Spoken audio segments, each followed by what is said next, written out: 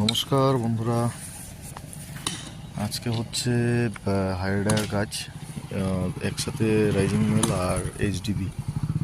ঠিক আছে, তো এই যে কাজ করছে আমাদের লোকগুলো।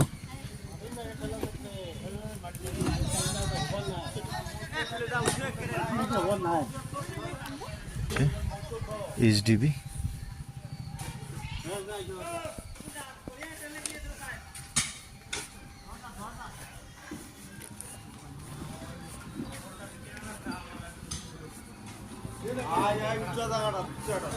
তো আমাদের এখানে একসাথে দুটো লাইন হচ্ছে।